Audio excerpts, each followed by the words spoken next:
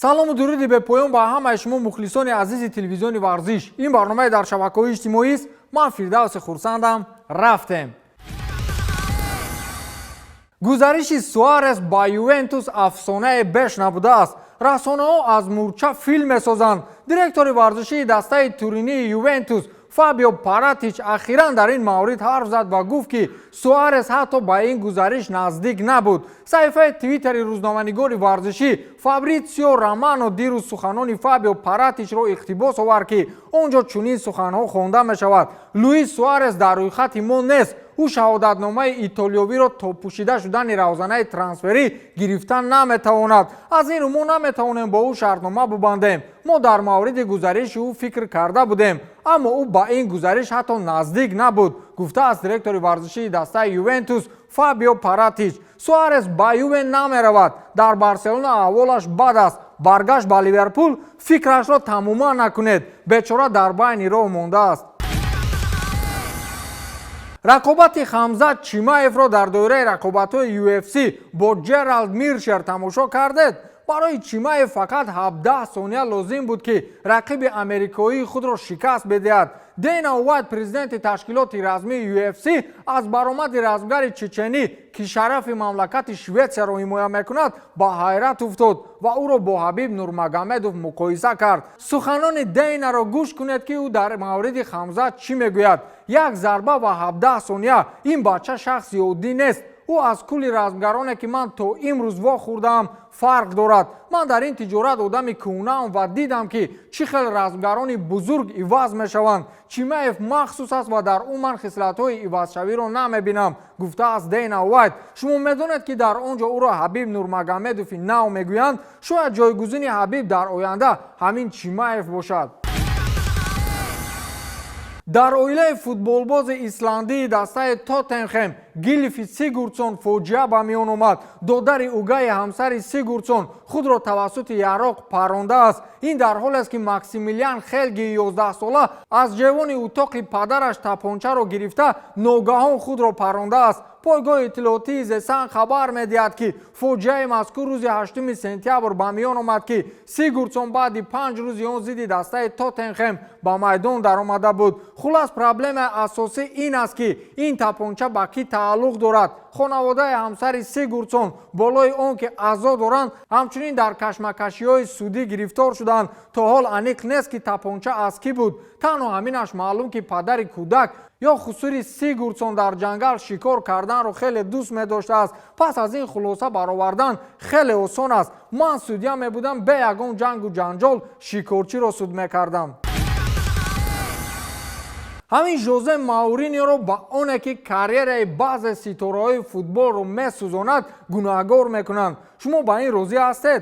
агар далел биёрам гӯӣ мушкиле нест. масалан Погбаро дар Юнайтед рӯз намедод, Какаро дар Реал рӯз надод, дар Челси ҳамаи бозигароро рӯи хуш надод. дар Тоттенхем то дирӯз ин хислати худро нишон намедод ки акнун сар кард. Деле Али, футболбозе ки дар Англия ӯро лидери дастаи Тоттенхем ном мебурданд, барои Жозе ҳеҷ арзише надорад. ду бозии охир Деле Али дар ҳайати асосӣ аз ҷониби Жозе ҷой дода намешавад. худи ӯ майлаш, ҳатто ҳамдастаҳош аз ин хулосаи сармураббӣ дар ҳайратанд. ба иттилои Z Telegraph ин хулосаи Жозе ба Деле Али писанд нест ва шояд бо чунин ранг гирифтани кор ӯ зуд ин дастаро тарк намояд. худи Жозе дар нишасти матбуотии охиринаш гуфт ки дар интихоби бозигарон ӯ нигоҳи олӣ дорад. агар шумо Жозеро гунаҳгор кунед, ӯ бар зидди шумо яроқ дорад. диде дар бозии охир чӣ хел сон покер кард? ин бас аст ки мо хаб кунем.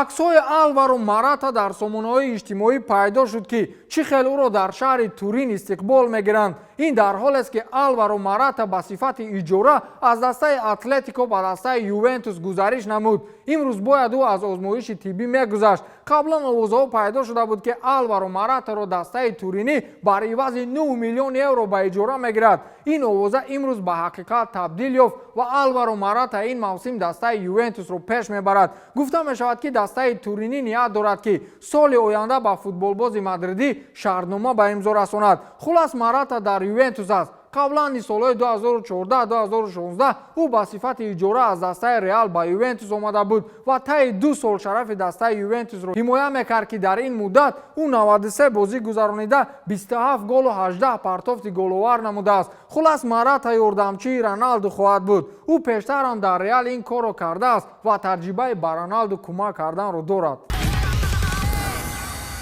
زلاتان ابراهیموویچ خود را با قهرمان فیلم تاریخی معماانگیز بنجامین باتون مقایسه کرد. اگر شما این فیلم را تماشا کرده باشد، زندگی قهرمان فیلم بنجامین باتون برعکس زندگی ماست.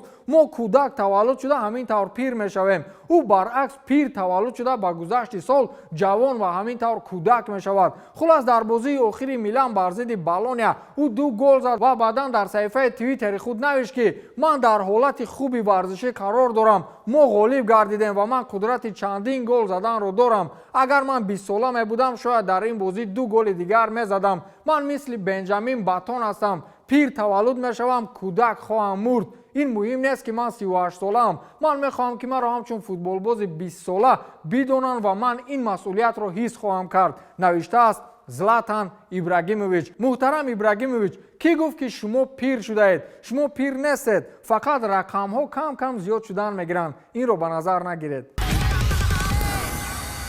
لیونل مسی با آرتورو ویدال توسط صفحه اجتماعیش خیر و خوش کرد. من میدونم که آنها پس پرده مراسم گسل ویدال رو با شامپون و ویسکی های ماگرگر قید میکنند، اما توسط شبکه‌های اینترنتی یک نوع خصوصیت رسمی میگیرد. خلاص آرتورو ویدال از دسته بارس به اینتر گزارش نمود و مسی او را چنین وصف کرد: من در اول تو را فقط در بازی‌های مقابل یکدیگر می‌دیدم و تو را همچون بازیگر سطح عالی می‌دانستم. تقدیر ما را از نزدیک شناس کرد و تو همچون شخصیت و بازیگر عالی مرا حیران کردی. اتاق لباسی واسکنی به تو دیگر خالی می‌نماید. با تو برار می‌خواهم آرتورو. من امیدوارم که در آینده ما باز در یک دسته فعالیت خواهیم برد. نوشته است مسی. سخن آخرین مسی را اهمیت دادید. ما با تو در یک دسته بازی خواهیم کرد. اگر موسم آینده مسی با سیتی گذشتن نتواند، پس نامزد اساسی برای به دست آوردن او اینتر خواهد شد.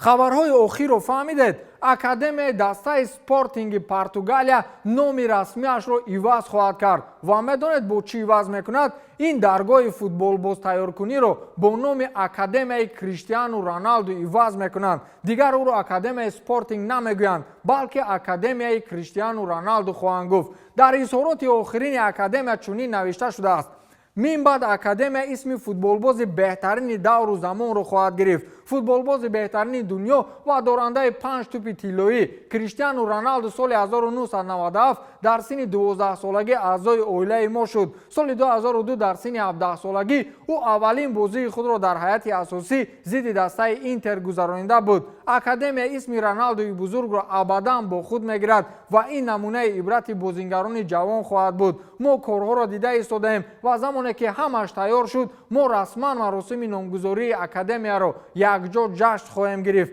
ما مکتب خود را به نام فوتبال باز میگذاریم که ختم کرده این درگاه است و امروز یکی از بزرگترین فوتبال بازان دور و زمان به حساب می رود. تشکر رونالدو برای نام بزرگ و فدایی فوتبال بودنت. این نوشتجات در سامانه رسمی اکادمی حضیره سپورتینگ پیدا شد. خیر دیگر چی بگوییم؟ طور بازی کردن در کار که جای را به نامت گذارند. همه سیر و اسراری در وجود انسان بوده بعد از کوچیدن یا به جای دیگر رفتن بیرون می آید. ایوان راکیتیچ از دسته بارس به سویل برگشت و گفت که با سوارز و مسی دوستی داشت یا نه. ما با مسی و سوارز هیچگاه دوستان نزدیک نبودیم. فکر میکنم در دسته که 23-24 بازیگر دارد هیچگاه همه‌شون با یکدیگر دوستان نزدیک بودن نمیتوانند. دوستان نزدیک من اینیستا، ترشتگن، بواتنگ و فیرپا بودند. من هم مسی و هم سوارز را احترام میکنم. آنها مدت 6 سال هم دسته های من بودند و بازیگران اساسی دسته به حساب میرفتند. در وقت پاندمی ما قریب یکجا بودیم چون همسایه هستیم. گفته از ایوان راکیتیچ. راکیتیچ رفت، آرتورو ویدال رفت، سوارز رفتنیست. مسی دلی نخواهم بازی میکند. خدا میداند این سال بارسلونا چه خیلی چمپیون میشود. با وجود آنکه سرمربی هلندی иқрор шудааст ки Рики Пуч барояш лозим нест, аммо футболбоз нақшаи тарки Барселонаро надорад. нимумиятгари 21-сола мехоҳад ки фаъолияташро дар дастааш идома диҳад. дар ин бора Sport-S навиштааст: бино ба иттилои манбаъ, футболбоз тасмим гирифтааст ки бо вуҷуди он ки сармураббии даста Роналд Куман ба ӯ умед надорад, барои сазовор шудан ба ҳайати асосии клуби каталонӣ мубориза мебарад. нимумиятгар қарори худро ба раҳбарияти клуб эълон кард. дар ин мулоқот падар ва намояндаи ӯ низ ҳузур доштанд. Пучи 21-сола хатмкардаи академияи Барселона аст. дар мавсими гузашта вай дар 11 бозии чемпионати Испания ширкат варзид ки дар он муаллифи 2 партофти головар шуд. шаҳрномаи футболбоз бо дастаи Барса то тобистони соли 2023 амал мекунад. ба ҳамин тамом, то дидори навбатӣ, хайр.